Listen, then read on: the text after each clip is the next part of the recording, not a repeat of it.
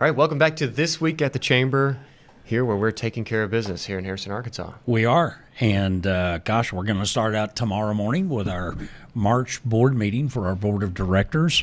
Be at 8 o'clock. We've got several agenda items to go over. We look forward to getting reports from the judge and the mayor and BCEDC and the Explore Harrison and taking care of business. Yep, update on everything that happened in February. Yep. Then Wednesday we have the Pioneer Trail grand opening, right? We talked about this a little bit last week. NorthArk, Explore Harrison, the Walton Family Foundation, the bike trail happening out at North Arkansas College with the NICA Trail, and there's going to be some mountain biking races here later this summer. So that grand opening happens Wednesday at 2 o'clock out at NorthArk. And I think they're going to have bikes there. I was going to say, people out there riding the trails. Yeah, right, and if you want to bring your bike and go out and ride, I think you and I are going to get on a bike. Well, you were certainly going to try. They say it's not like riding a bike. I know.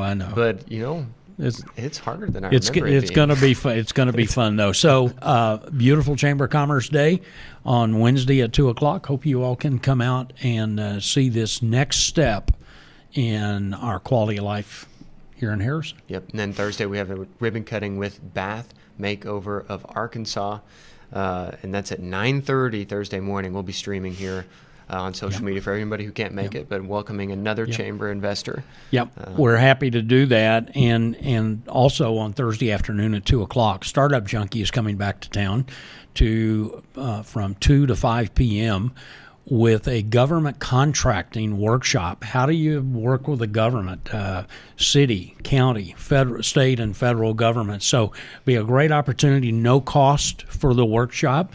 Come and learn how to do business with all levels of government. Yep, and of course you sign up for that with our office here. They use Eventbrite and some of those events registration platforms. Young Professionals is also Thursday, but that is. We try to stick to 4 things. Young Professionals is also Thursday. They're having a paint and sip. Of course, we talked about that last week. That's everything that's going on this week. We do have a guest speaker today. We do have an interview on the end. All right. There is a poverty simulation coming up in the middle of next month. Right. And we talked with Rebecca Martin with the Boone County Resource Council. Right. They're helping kind of put this thing together, and why don't we just hear from Rebecca about what people could expect and how to sign up? Yeah, and let me just say before Rebecca comes on, take advantage of this opportunity to participate in that simulation. It's something that we have got to be aware of, need to be aware of here in Boone County, and what a great opportunity it is to learn about poverty and its impact on the community. So it absolutely has a community and economic development impact. Very much. And very much. Thanks. Here's Rebecca. Good week. Here she is. Yeah. All right, Rebecca, thank you so much for joining us here on This Week at the Chamber. Thank you. Thank you for inviting me. Rebecca Martin, she's the program director at Career Pathways Initiative, and we've got a poverty summit coming up in April. You want to tell us a little bit more about what that means? What is a poverty summit? I will. So I have been a part of Boone County Resource Council for a long time. It's been around for a long time, and they are sort of responsible for that resource guide that a lot of people use in a lot of different areas. I have HR people who use it, the people in city government use it. Of course, anybody in any type of resource uses it. But it's a group of nonprofits and for-profits that meet and have services within our community that can help people who are in need in various reasons. It's not just people who are income challenged, but they may have a need for a veteran service or alcohol and drug rehab. So it's a great guide. We keep it updated. But we came together as a group and decided that we wanted to do what we're calling a poverty summit. We approached Signature Bank, and they were gracious enough to partner with us and give us the Duran Center for the day. The event is on April 13th. I want to make sure I give the right date. It's going to start promptly at 9. Mm-hmm. There'll be a poverty simulation to start out with. We don't give a whole lot of information other than just show up and expect nothing and be overwhelmed. But it kind of gives you a glimpse. It's broken down into 2 or 4 15-minute parts.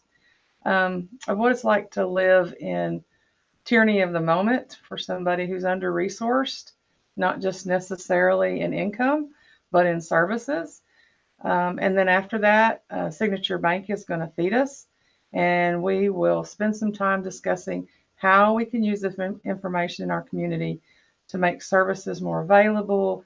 How can employers use it to better understand their employees that may be from this, that may be going through these situations. So it's pretty cool. Yeah, so I did a very similar one, or what I expect. You say coming in with no expectations. I kind of similar one at the Community Development Institute over the summer, and it was a good shift in my perspective of understanding some of the pressure. It was pressure on us on purpose, and I think people watching might be familiar with like what they used to call financial fitness, what they did in the high school, where they get a scenario of this is your occupation and what you're responsible for, and you've got to go through the simulation. And we can cut this part out if that's too much information, but it felt very similar to like here's my scenario, and I've got to figure out how to live in this under-resourced environment, and kind of go through some of that, because there's a lot of people in our community that are under-resourced, and sometimes we don't think about that. Right. We have a high number of children who are on free or reduced lunches, and that kind of gives you a good picture of what your income levels are for your community. We use the Ruby Payne's Bridges Out of Poverty a lot when we're doing debriefing and talking about that. And it does give you a good picture. And even if you have a little bit of expectations, maybe somebody's done it before and they give you some hints, when you're in it and those 15 minutes are ticking and the whistle's blowing, and I've been a part of, I've participated a few times, but then I've also been I've been involved in hosting. So it's been interesting watching people, how they deal with the stress of it, because it can be very frustrating. So. Yeah. I had some people give me pointers going in, and No, it didn't help. It didn't help. No. We've got 15 or so slots still open for people that would like to be a part of it, whether they're in business, manufacturing, community leadership, or employees, or who is this a good fit for? That if somebody's watching this. You have contact with people, it's a good fit for you. Because when someone presents, when I present myself to you, I don't lead with, well, I'm a poor, under-resourced single mother. So if you're dealing with people, again, it's a good fit for you, because you don't know what resources they do lack. Somebody may have the day-to-day resources they need until an emergency hits, and then those resources have to be accessed. So, for people in leadership or business and industry, it helps you serve your constituents better, understand what they're going through. A lot of people come in and say, Harrison needs this, but really doing this and then the debriefing afterwards gives you a much better picture of, this is an area that we need help in, and not so much this. Because I, as somebody who isn't under-resourced, doesn't define that. Those that are under-resourced defines that. I'm glad you gave a shout out to the resource guide that your organization produces, right? Because I just know the value of it, so I try to make sure it gets put out there. Yeah, and that's been a great resource. We've used it for, I'm a little over 3 years here at the Chamber. Yes. It's been an awesome resource for us when businesses or people are like, hey, whether it's giving season towards the end of the year, or they're looking for a specific resource to connect one of their employees. It's like, hey, here is like the comprehensive list and phone numbers and awesome. So I wanted to make sure I say thank you for shouting that out, because I would have forgotten that. And that's a big inspiration for this event, right? Because there's going to be the debrief, and probably a lot of those people there that do those services. I think it's going to be very valuable experience. There'll be a lot to take away.